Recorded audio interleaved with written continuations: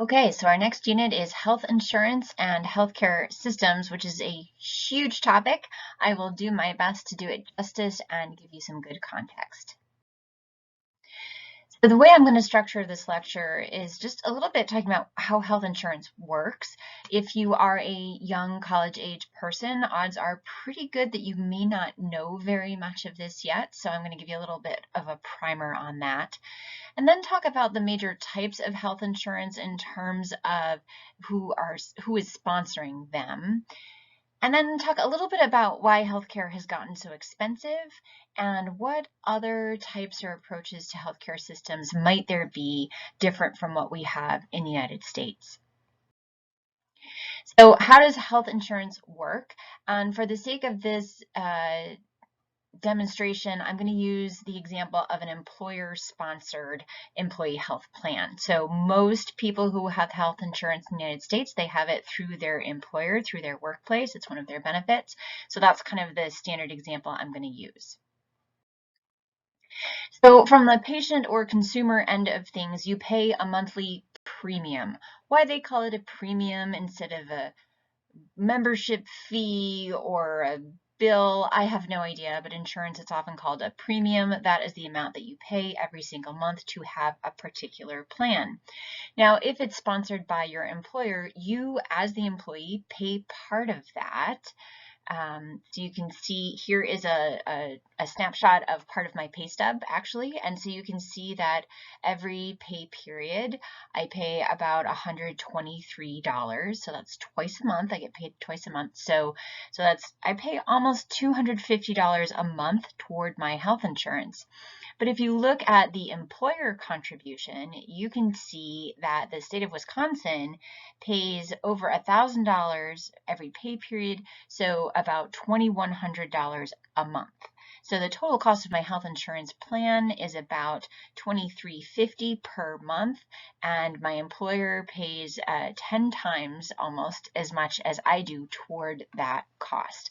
So that's why getting a job with good benefits is something that is of significant importance if you're an American.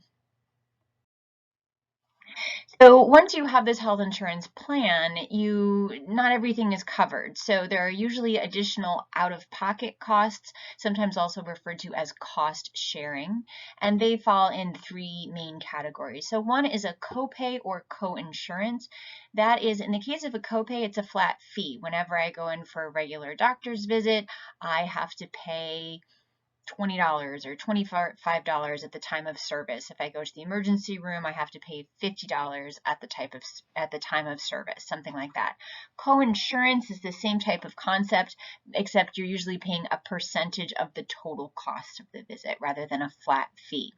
So that's copay or co-insurance. That's something you pay with every visit, every time you use the service, every time you access healthcare. There's something else called a deductible. So not all healthcare plans have a deductible, but many of the less expensive plans do. And what a deductible is a certain amount of money that you have to pay out of pocket before the health insurance is going to pay anything. So some people might have, for example, a $500 deductible. So in any given plan year, if it's the first time they go to the doctor, if the doctor bill is $250, they pay that out of pocket. They have another doctor visit, pay another $250 out of pocket, and then they've met their deductible. And so then after that level, any additional healthcare costs, the insurance kicks in. Again, it usually doesn't pay 100% of all the costs of healthcare. So there will often be a copay or co-insurance that goes along with it. But so one of the inexpensive options for healthcare is a very high deductible healthcare plan. So we know on average, the average mean U.S. citizen spends somewhere around $10,000 per year on average in the United States on healthcare. So some health insurance plans have a $10,000 deductible. They say, well, you know, the average costs, you're going to pay that yourself. So out of your own savings or on your credit card, unfortunately, as often happens. And then after that, say you get in a terrible car accident or you get diagnosed with cancer, you have some type of catastrophic event that really racks up the medical bills. After that, we'll pay for it. right? So that can often be a lower cost option because the health insurance company is playing the odds. They're saying statistically, we're probably not going to have to pay anything. So we'll only charge you maybe $100 a month or a couple of $100 a month because the likelihood we're going to need to pay out is low. Right? So the insurance company has to make money in this whole business. And then the other thing that you might pay out of pocket is the balance of whatever charge the clinic or the hospital charges you, that your insurance is like, no, we're not paying that part. Now, if they are an in-network provider, you will not pay a balance. That gets written off, and that's just money that the hospital doesn't get. They only get what the insurance company will pay them. So let's take a look again using my recent bill from when my son went to urgent care. So he had a strep test done, and then and there was a really big charge for that. And then he also had a visit at urgent care, which cost $400, and they kind of bundle all the services together. So when we went there, we chose to go to this particular urgent care because I knew that their COVID tests would come back by the next day. And I really wanted a rapid result, so I knew whether or not my son could go to school. So we went to an urgent care center that was out of network. So let's look how this all played out. So I paid my $25 copay. That's a flat fee I have to pay anytime I go to an urgent care, right? It's a little cost sharing out of pocket flat fee. Then my insurance, and I'm going to have to highlight it because I didn't do an animation here. My insurance company only paid $240 of the bill because they said, this is not an in-network provider, therefore we're only going to pay 60% of the cost of the bill, and the rest is your responsibility. They also have said, oh, out-of-network lab test, we're not going to pay for any of it. You have to pay for it. So that's why my balance, that second green arrow there, is $220.77. Was it worth it? I don't know. He didn't miss a day of school, but it was pretty expensive, right? But he did have strep, so I don't know. Was it worth it? I don't know. But we were lucky that we're in a position where that doesn't mean that now we can't buy groceries this month, or that we're not in a position where now we can't pay our heating bill this month. For many families in the United States, this would be a devastating bill. Okay, now what about, so that's how it is kind of on the consumer side of things. What's going on kind of behind the scenes, right? So what's going on for the insurer and for the healthcare provider themselves, whether it's your family doctor, whether it's a clinic, whether it's a hospital. So there are two basic strategies, systems of how health insurance works. So traditionally, medical care was always fee for service. You went to the doctor, you went to the hospital, they gave you a bill, you paid it. And we still have the bill from when I was born. It was $300, right? And so people often just paid out of pocket.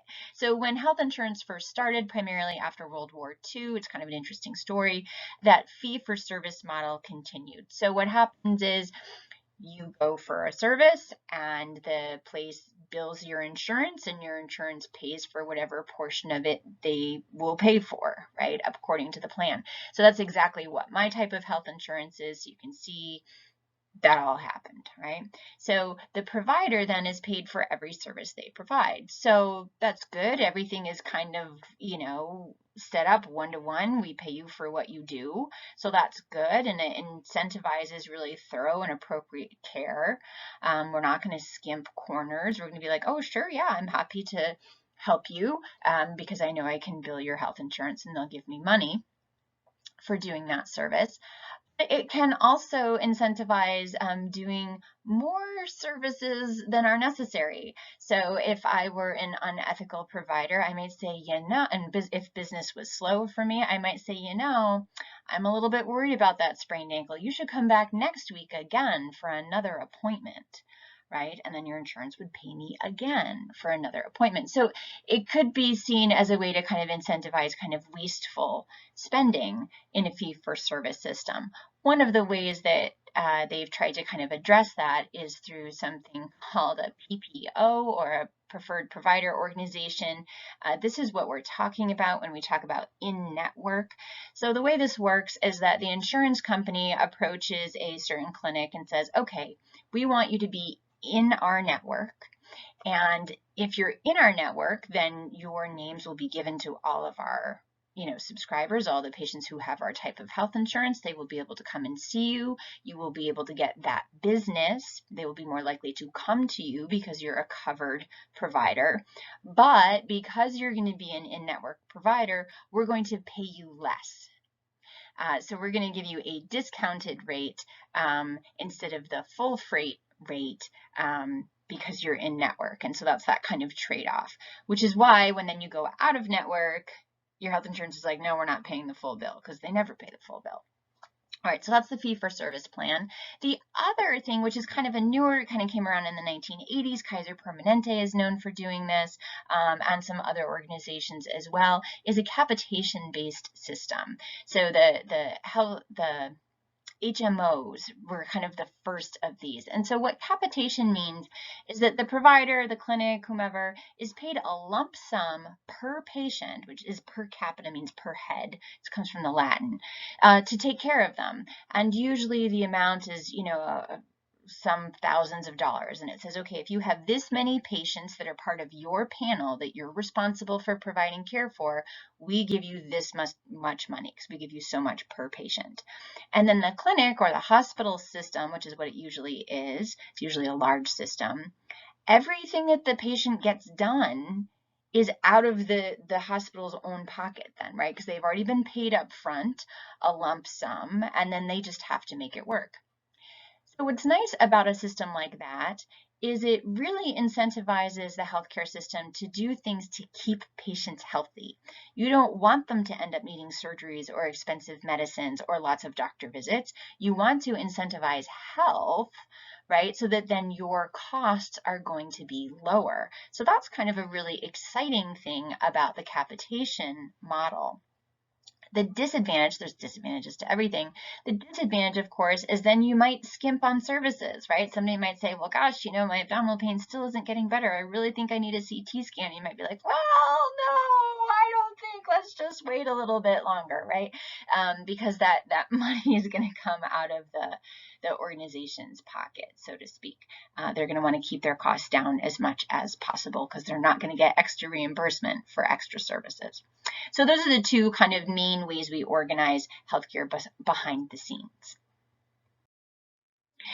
So what are the major types of health insurance in terms of who's paying for it and who's providing it, and how does that all work? Where does everybody get their health insurance from? So in the United States, you can see this pie chart over here, and I'm sorry it's small. It was the best pie chart I could find, but it just happens to be really low resolution. So I want to point out, if I can see my thing, which I can't. Okay. Over here is employer-based plans, right? So employer-based health insurance is more than half of all the health insurance in the United States. But then let's take a look at the others. And before I do, notice that, about 10% of Americans are uninsured, right? So that's important. This is an old graph. Okay. So what we can see is over here, all the other types of insurance that exist, right? All the other funding for healthcare that exists. So Medicaid and Medicare, we're going to talk about those. Those are public health insurance programs. The military has its own system for active duty as well as for veterans. They have two different systems there. And then direct purchase means people who purchase health insurance for themselves on their own or through the marketplace healthcare.gov. So we're going to break this down a little bit. So this is looking specifically at non-elderly people. I'll explain why in a moment. But we can see on the left, far left here, this is if we just put everybody together by all incomes. And again, you can see more than 50%, right? This dark blue here, those are employer-based health plans. Now, in general, if you're employed, you tend to be healthier than people who are not. Sometimes people who are not employed because they are unwell and they are disabled. So if we look at people who are, or let's look at the other categories. So this big orange one here, that is Medicaid. So Medicaid is the public health insurance plan we have for people who are low income. And then you can see non-group is in red here. So those are kind of those privately paid for plans. And then you can see uninsured here in gray. So our two big public health insurance programs are Medicare and Medicaid. And so they're very different. And so I want to highlight some of the key differences. So Medicare specifically is for people who are 65 and older. There are some additional folks who can qualify, but for the most part, it's 65 and older. It is a federal program. It's operated entirely by the federal government with federal revenue from taxes and some other funding streams. And so it is consistent wherever you go in the country. Medicare does not pay for everything. It pays for a lot of hospital care and skilled nursing facilities or rehabilitation care after a hospitalization. It has some other optional pieces that you can purchase that help pay for prescription drugs and doctor's visits. It does not cover eyeglasses and hearing aids and dental care. But Medicare has been hugely successful in helping improve coverage for elderly people in the United States. So it's very important and very useful, but has some significant limitations. Medicaid is specifically designed for low-income people. And the tricky thing about Medicaid is that it is a partnership between the federal government and the states. So every single state has kind of jurisdiction and control over its own Medicaid program. And then in general, the way it works is that the federal government matches funds through grant programs. So however much the state pays, the federal government kicks in that much in addition to help pay for it. That's a rough estimate. So this is a really important program. It provides, as you saw from the previous slide, healthcare to a huge percentage of our population. And in fact, 50% of the people on Medicaid are children, right? So this is a really important plan for making sure that people don't fall through the cracks, especially families. Huge plan, hugely important plan.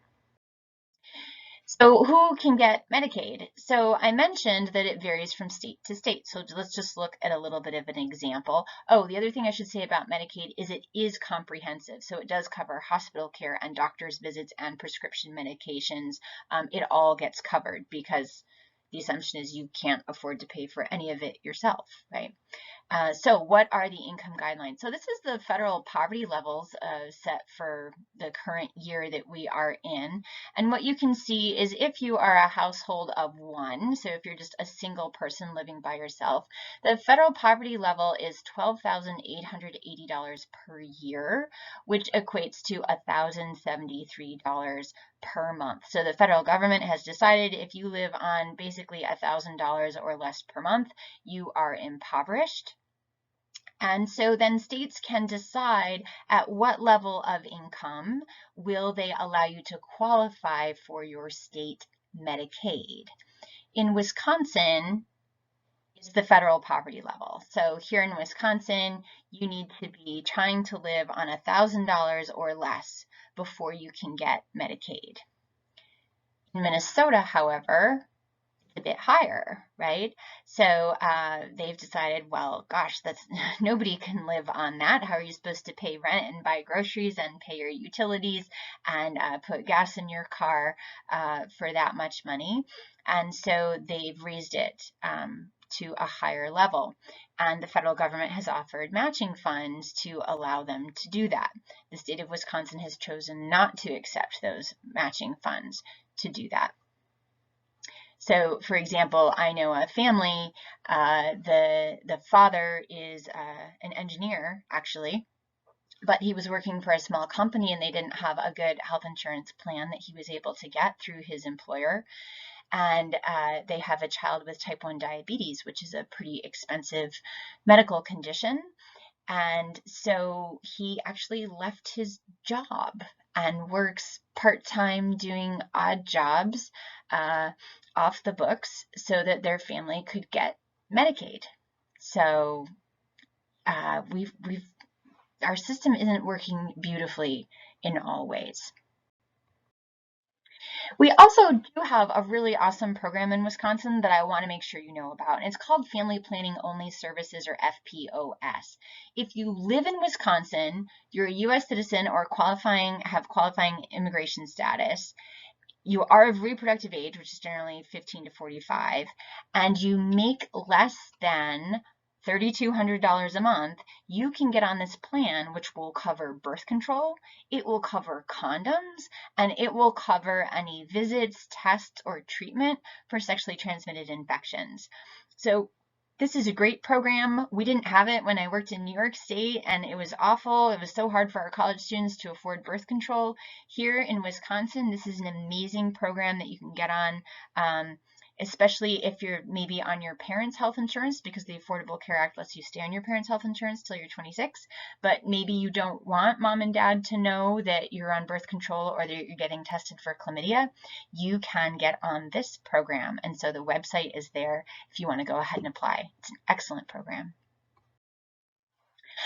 Then finally, let's talk about those kind of third-party plans that you can sign up for. So the Affordable Care Act, you might remember, also created the marketplace.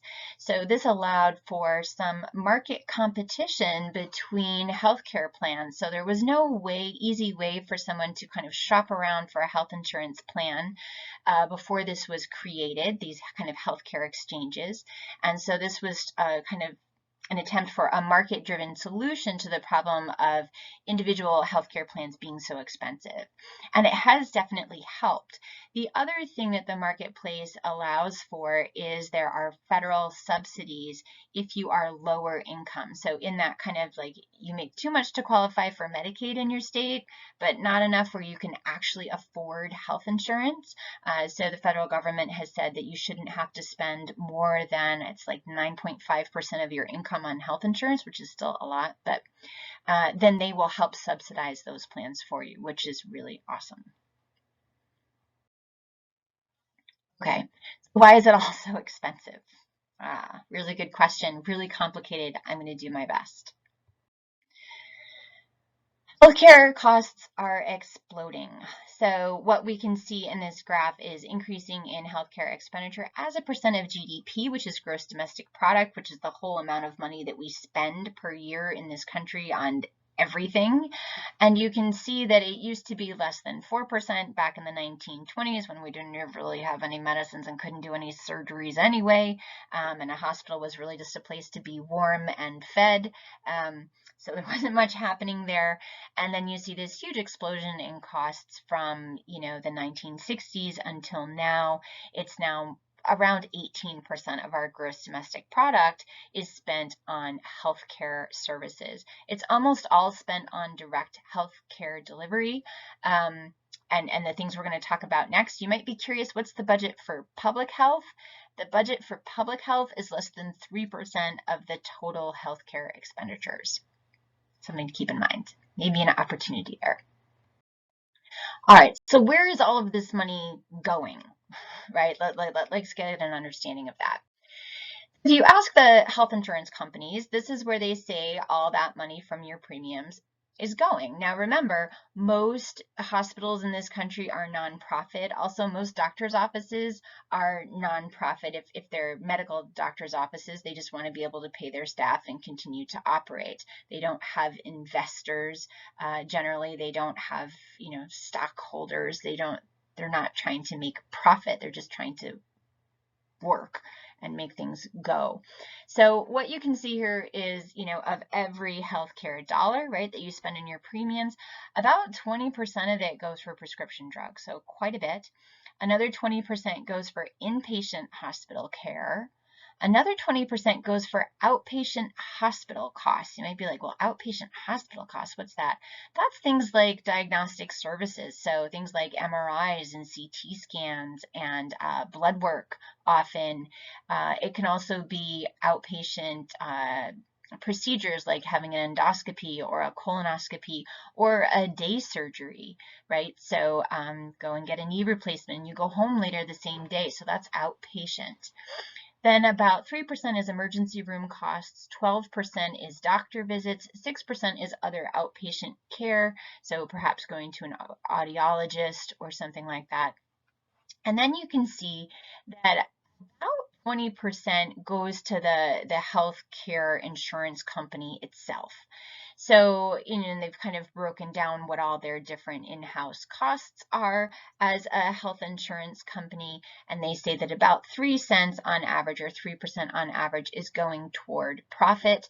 That varies greatly, actually, from company to company. Interestingly, this graphic is from a health insurance company organization. And when you look at the big health insurance companies, their profit margins are usually 5% to 8%. So when you just look at numbers of healthcare insurers and you average them all and you don't control for volume, you get 3% on average, because there's a lot that just make 1% and 2%, little mom and pop ones. But the big guys usually make 5 to 8% of those dollars are profit. So that means, about 60% total is going to actual provision of healthcare, and then the other 20% is going to prescription drugs. So if we look at those clinic and hospital revenues, where they all go, what's really interesting is that a sizable proportion of them go toward billing the insurance company. So even though the previous graphic says, oh, well, gosh, only about 20% total goes toward kind of overhead and the business of insurance, actually on the hospital or the clinic side, another significant portion of those hospital and clinic and doctor visit costs is actually the cost of having billing personnel who submit claims to the insurance company, process the payments, rectify disagreements, make appeals to the insurance company. It's actually quite a production. And so you can see, the typical primary care visit ends up costing, $20 of it is for the billing, the expense of the billing professionals doing the work to get paid from the health insurance company, which is 15% of the overall cost of the visit, right? So the other, $140 goes partly to pay the physician, partly to pay the receptionist, the nurse, all those things. So a not insignificant portion. So another way to look at it, from this one study is they said for a typical full-time primary care provider, right, it costs them $99,000 a year to bill insurance, right, in terms of staff, time, and salary that get devoted to this issue. So it is not insignificant. So for example, at Student Health Services, when they started billing healthcare insurance for people, they hired a company to do it for them. And the company said, okay, our fee is going to be, we get half of all the revenue that gets collected. And that was acceptable, right? So it's really tricky. The billing work is incredible. So when we look, for example, at where all the money in hospitals go, so I thought this was a really interesting graphic. So where does, if you look at a hospital's expenditure sheet, right, where is all the money going? And you can see that, of course, the main cost for a hospital, as for any service industry, is going to be, salary and benefits, salary and fringe, wages and benefits, right? It's the people who are doing the work and providing the service. So just like a school, just like lots of other service industries, wages and benefits are going to be by far the biggest part of your expenditures. And then there's professional fees, the medications that are given in-house, right? Actually in the hospital, utilities and building services, liability insurance, and then, a bunch of other things and other stuff. And this would include, like the hospital beds and the operating room equipment and all of those types of things. So if we remember how much is billing, so when you ask how many of these employees are for billing and administrative and business services, it turns out 25% of a hospital's employees on average are administrative, business, and billing folks. And that leaves 31% of their employees that are actually clinical staff. So it's really interesting to, or not, I'm sorry, 31% of their money goes for funding clinical staff, where of their wage money goes to clinical staff. So it's just kind of really interesting to see. This was a study looking at different countries and what their hospital staffing levels were like. And so the United States is in the orange box here, and this column is total healthcare staff here. And then this is administrative and other hospital staff. So you can see in the United States, we have 10.6 clinical and 9.5 other, right? So these are business people and billing people, administrative people.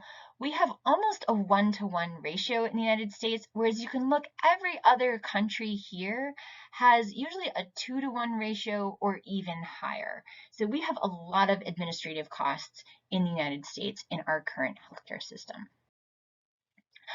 Could it be the salaries? Is that why our physicians just overly compensated?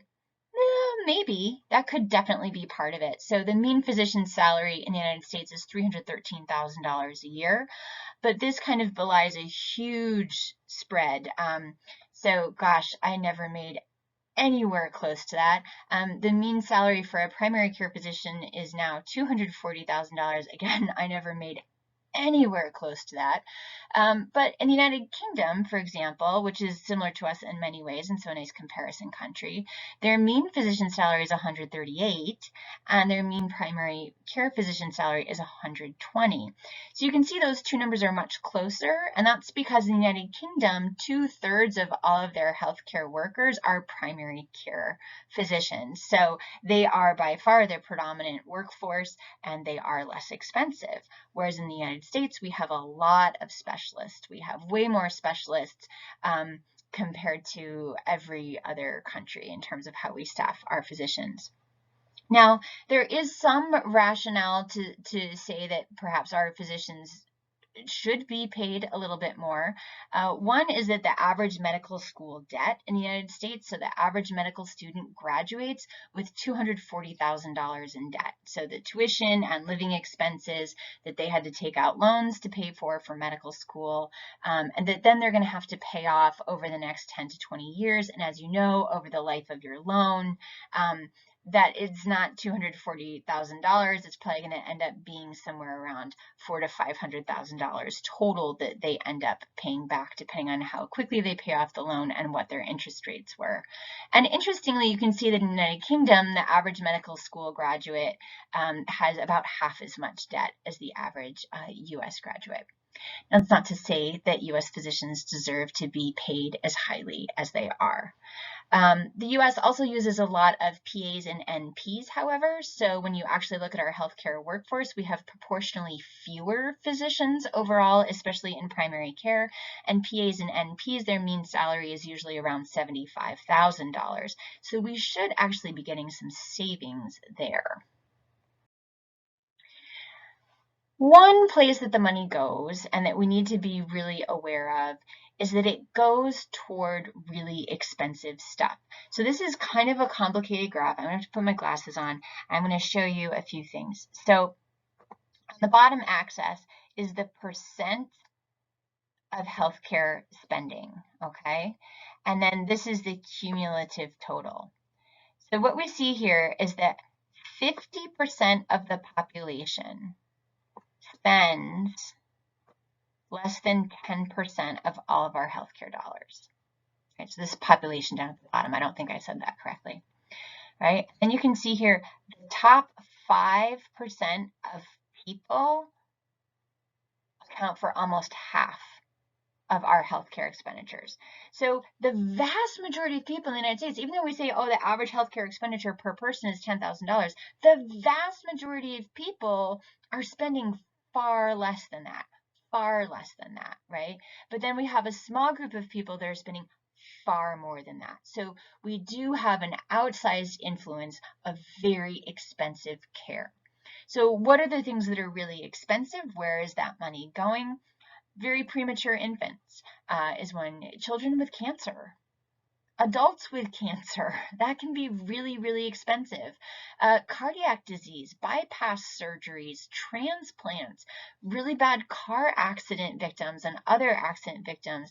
Some autoimmune diseases have ridiculously expensive medicines that are really effective, but might cost, in some cases, $50,000 to $100,000 a year. So we have some conditions that we spend lots of money on. And then most of us, most of the time, do not have those, right? So there's this kind of imbalance in terms of where the money goes. The last thing that I want to point out is that we actually spend 10% of all of our healthcare money on the last year of our lives,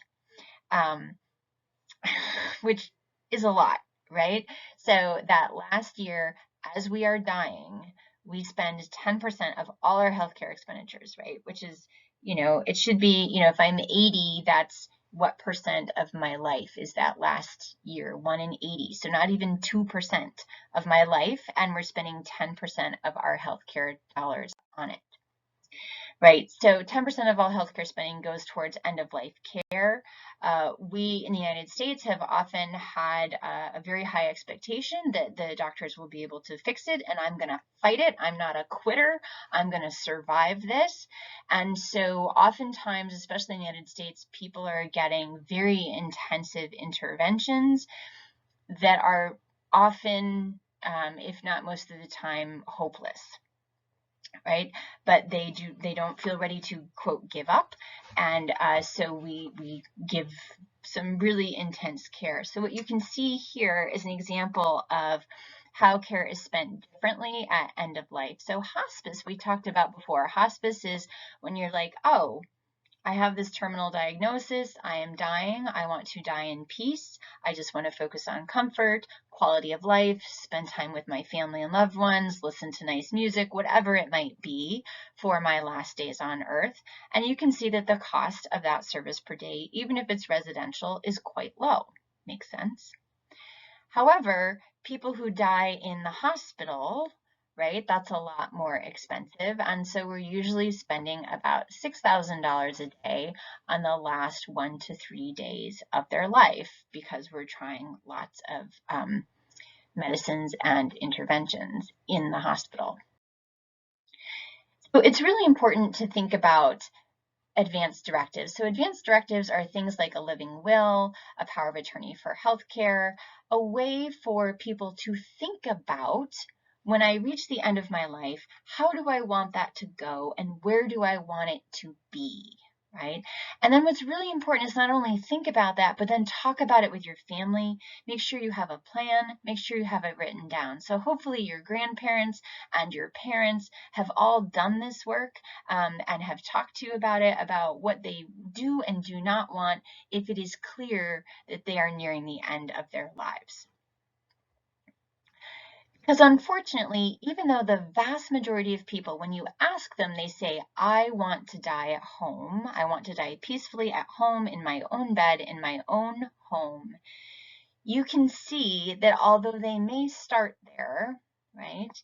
So we've got, 39 to 52% of people are living at home a month before their death. As they get closer to the time of death, the largest percentage of them end up in the hospital, which we see in orange here. So even though people say that is not what they want, that is still where people are ending up, and that ends up being really expensive. So we need to have some honest conversations about the fact that we die, we all die, and how do we want to have that happen, and train people and educate people about what that's going to feel like.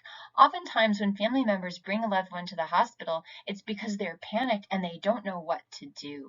We as a society have not really trained people very well for what death and dying look like and how to actually do that successfully at home. So there's a possible place to intervene there. We also spend a lot of money on prescription drugs. We are not absurdly out of line with other industrialized nations, but we pay almost twice as much as most other industrialized nations. And so prescription drug spending has really taken off in this country, especially since, around 1995, as you can see from the graph. And in fact, pharmaceutical companies have an exceedingly high profit margin in our country. So, they're making 18% profit margins, which is, right up there with the big banks and higher than media and car makers and oil and gas companies. So they are making a lot of money for their shareholders and their CEOs, because we have a market-based system, and our health insurance companies and our prescribers do not have a good way to negotiate or to put a check on those prices. Okay. So there are several reasons for the high cost of healthcare that are not unique to the United States. And these apply to kind of all industrialized wealthy nations. One is the aging population. We've talked about that before with the changes in the population pyramid. We have more older people than we have ever had before. They are medically complicated. They have higher health needs. That is going to drive our cost up. There's not really anything we can do about that. We also have more treatment options. So as Dr. Gawande said in the video that you watched for the last unit, whereas before, if you had really bad knee arthritis, all we had was like a 2-cent aspirin that didn't work that well. Well, now we have joint injections, we have fancier medicines, and we have a joint replacement surgery, which can give you years of excellent health and function. So it's worth it, but it's expensive, right? So it's a lot more expensive than an aspirin. We also have high expectations. So we tend to expect that things are going to be able to be diagnosed and treated, and that we are going to feel better. And we will tend to pursue a lot of diagnostic tests and treatment options until we do. And even if we don't, we will keep trying, right? That's pretty understandable. There's not all that much that we can do about that. And then some additional reasons for the United States, some of which I've already hinted at, right? So if we kind of put them all in categories. So unnecessary services and overuse. We tend to, again, so at end of life, we tend to use a lot of futile care in the hospital, for example. We also sometimes, because we have a lot of PAs and nurse practitioners, they often tend to refer to specialists more often than a primary care physician who has a more broader skill set just due to lengthier training. They also tend to sometimes order more tests, blood tests and radiology tests as well. And we tend to, feel like we're entitled to getting a lot of tests and appointments. So we tend to use a lot of healthcare in general, those of us who have insurance. We also have a lot of inefficiencies and errors, right? So again, Dr. Gawande talked about some of this. So the lack of coordination, which I kind of talked about before, is definitely an issue in our country. I've had patients that came to me and I needed to know what their blood test value was. It took so long to try to get the records from wherever they'd been seen before that I just ordered the test again, right? We just did it again because I just needed the information. I couldn't get it easily any other way. Again, that focus on specialty care, and then errors, right? So as Dr. Gawande talked about, they sometimes really simple interventions can significantly reduce our errors and improve the quality of care and decrease the cost of care. So really taking a look at those low-hanging fruit and how we can improve our systems, which is going to be the last unit that we talk about. Excess administrative costs. So we spend way more than anybody else on administrative costs, in large part because we have this very varied health insurance system with all these different billing requirements.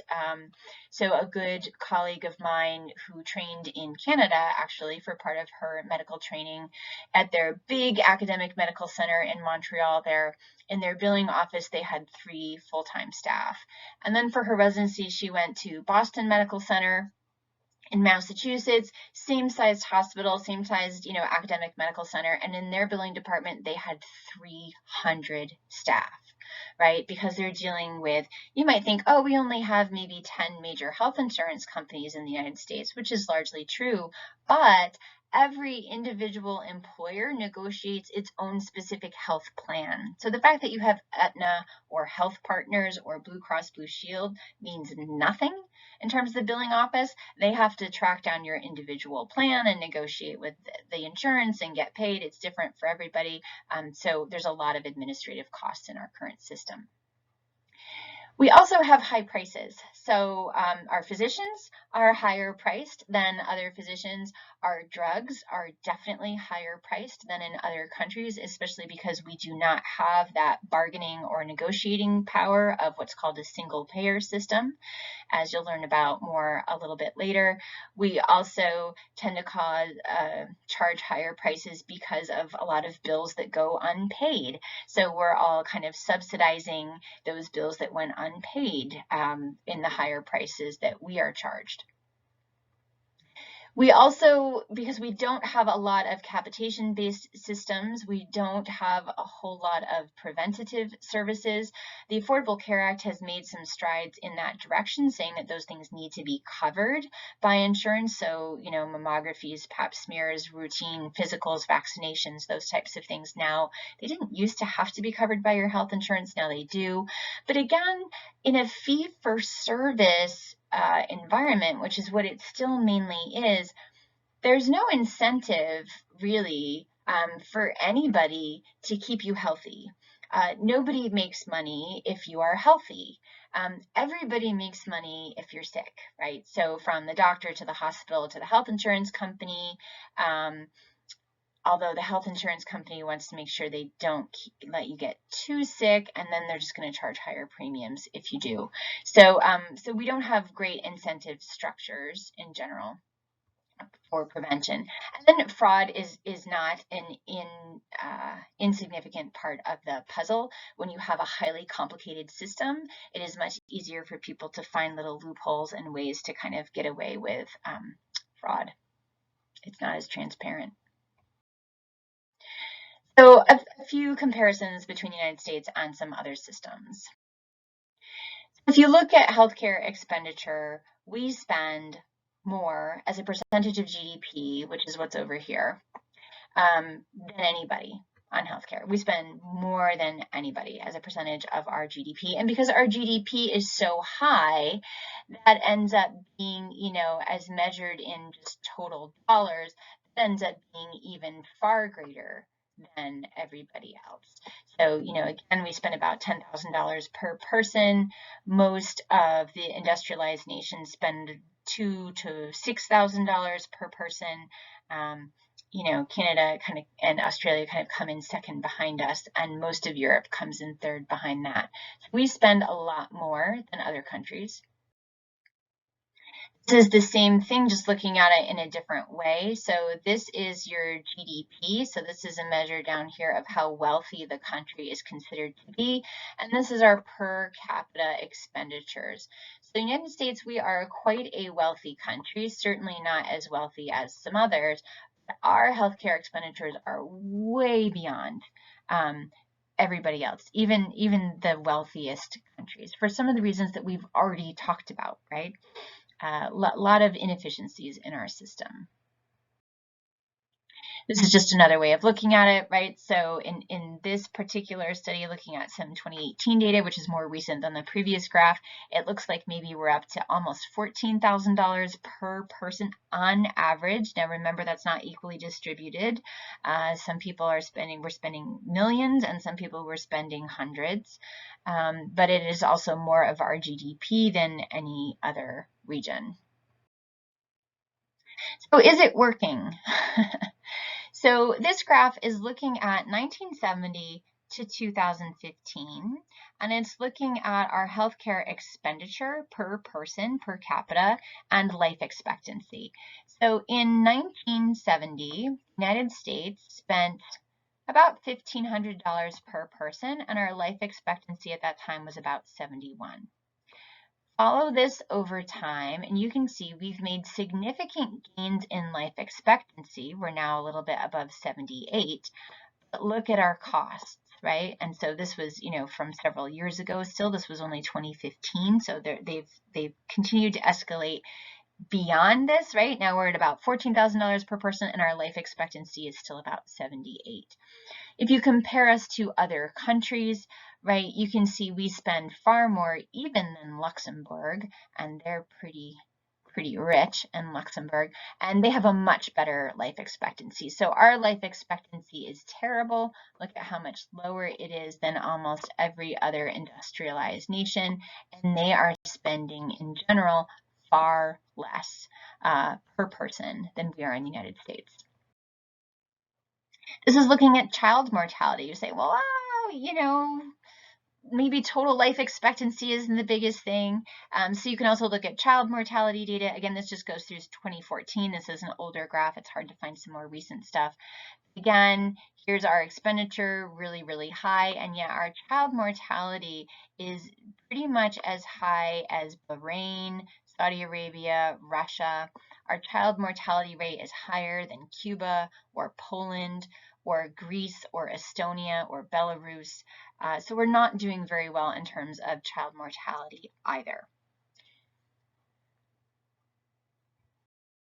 Okay, so before I talk about these, I want to acknowledge that, as you know, the most powerful determinants of health are the social determinants of health. So before we even talk about health insurance plans and different ways to fund health insurance plans, you need to remember, okay, so we're seeing these huge differences between the United States and other industrialized nations, despite the fact that we're spending a lot more money.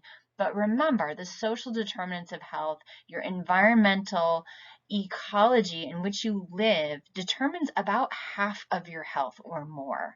So think about that as well when we think about the very different health outcomes that we have in the United States compared to other industrialized nations that have less unequal societies, for example, that have a stronger and more robust safety net for their populations in terms of food, housing, heat, all the basic necessities of life. Okay.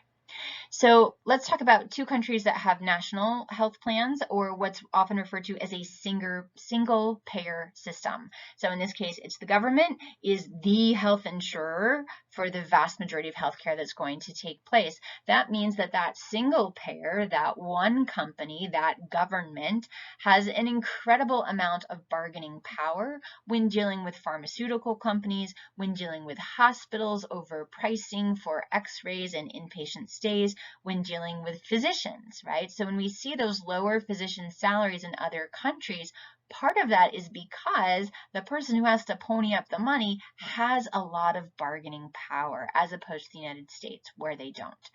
So in the United Kingdom, for example, that is on the left, they have a taxpayer-funded plan that covers all care. Everything is covered. It's free. There's no cost sharing involved. You can, if you want, as an individual private citizen, purchase an additional healthcare insurance plan on your own that might grant you access to kind of service with lesser wait times, or a little bit more kind of concierge type service where maybe they have nicer waiting rooms, or they seem to be take a little bit more time with you. So you can get kind of a more luxury experience if you want to pay for it yourself. In Canada, again, they have a tax-funded plan. It's not as comprehensive as the UK plan. It doesn't cover everything. Like, it doesn't cover prescription drugs necessarily. But all of the basic stuff is covered, and there is no cost sharing, there's no copays or anything like that. And then you can get optional additional private insurance to help pay for prescription drugs, long-term care, and some other things that are not part of the basic plan. If you have enough money, you will pay for that out of pocket. But if you are low income, the government will help subsidize that additional healthcare insurance for you, which is kind of a really interesting way to do it. So both of these are single payer systems, so they have a lot of leverage and bargaining power. They also have very simplified administrations, right? So it's one big organization, all the procedures are standardized. Also, their electronic health records are usually standardized, so the ability to coordinate care and communicate between different offices and different providers is really excellent. So it's a much simplified system, decreased complexity, which can decrease errors and improve efficiencies. So your activity for this unit is going to be to watch a PBS NewsHour documentary about America's healthcare systems and those of some other countries around the world. So you can kind of compare and contrast, maybe get some ideas of what are some things that maybe we want to think about doing in the United States to improve things, and maybe what are some things that we don't want to do in the United States because that isn't going to kind of work for our sets of societal values. All right, so that's health insurance and healthcare systems. We talked about some of the nuts and bolts of health insurance, the major payers, so the public insurance and the employer-sponsored. And we talked about why healthcare is so expensive, and particularly why in the United States, some factors that seem to drive up our costs to such great lengths. And then for most of learning about the other types of healthcare systems, I talked a little bit about those single payer plans that are national healthcare systems and how they differ from each other and how they work. And then the documentary will give you some more on that. So enjoy. I'll look forward to hearing your thoughts on it.